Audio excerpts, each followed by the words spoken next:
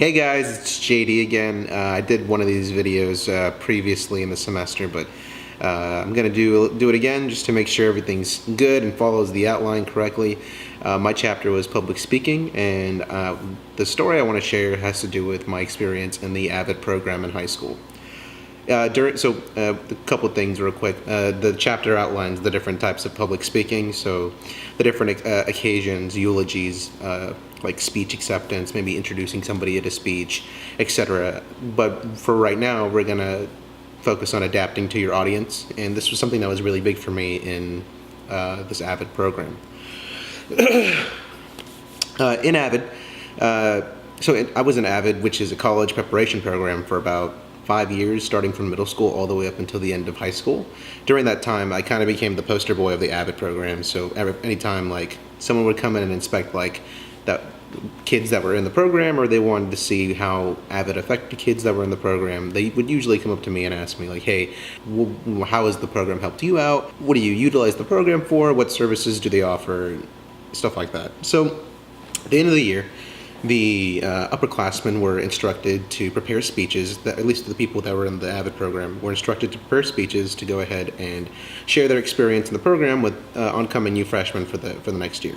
So I was instructed to be one of those speakers. And one of the things that I really wanted to hit hard is that my preparation for the speech, up until the actual speech, was great. The outline was done. I had points A, B, and C that I was going to hit.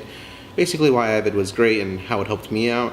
But during the actual speech, I recognized that some of the audience was losing attention. And if the entire point of the speech is to be engaging and to try to convince you to join the program or have your kids join the program, the speech has to be a little engaging. So what I did instead was, during the speech, I changed topics, and I had to do a little bit of an improv, not quite, but it was more of an experience that I ended up sharing about my how I went from a C/D student to an A/B student in high school, utilizing the program the benefits of AVID and everything that the program offered me. So it was at this point that I realized that there were some certain people in the audience that were dozing off or not paying attention, and I think really bringing it back and realizing who the audience you're speaking to, how they're reacting to what you're saying, and if you're even being engaging at all, should determine whether a good speech or public speaking, or the person is really good at public speaking or not.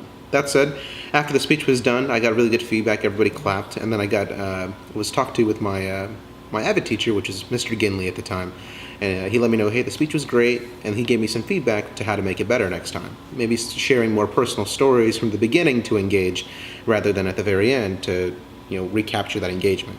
That said, public speaking is super important.